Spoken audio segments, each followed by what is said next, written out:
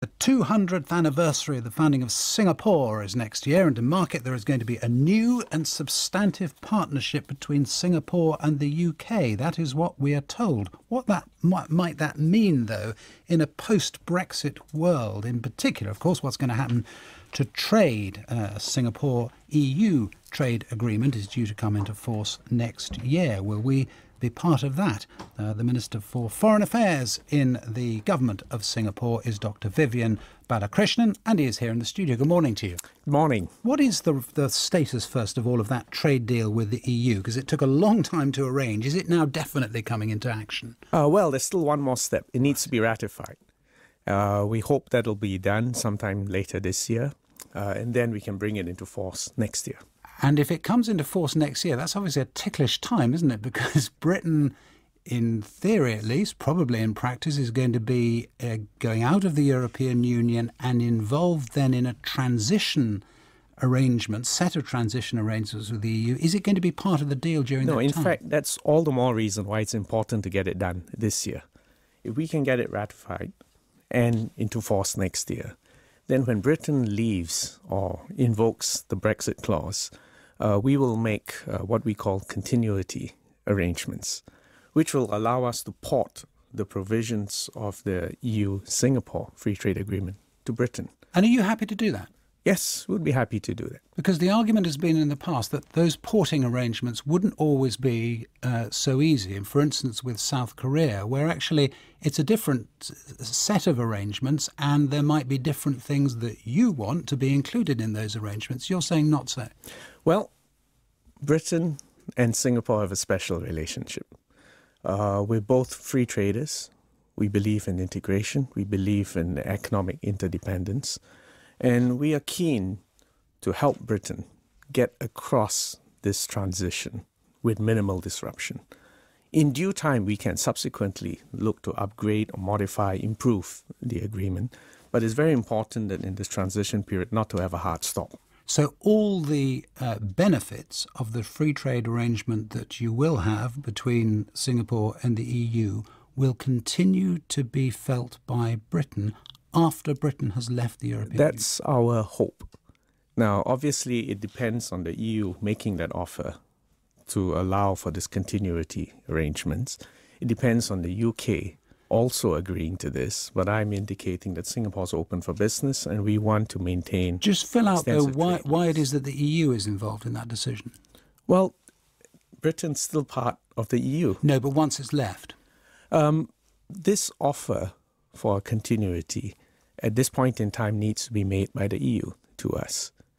So there's still something which the United Kingdom needs to settle with the EU in order for this continuity arrangement to be made. But what we are signaling unequivocally is that we want our trade relations with the United Kingdom to continue without disruption and, in fact, to build upon it. One of the big things that people talk about and the difficulties of these arrangements, and it's been mentioned with South Korea, but other countries as well, is this highly complex area known as rules of origin, where something that is made in a country but comes into that country from other places can or cannot be counted as an export from that country.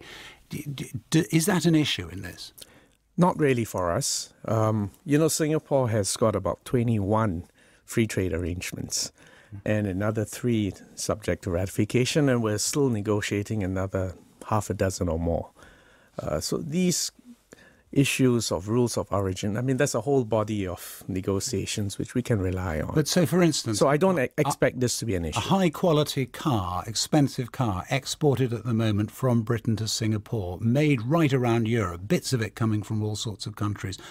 When Britain has left the European Union, assuming it does, you're saying there won't be an issue about the fact of that car being built in other places? During the continuity period, we would follow the same rules of origin that are currently agreed upon in the EU-Singapore Free Trade Agreement.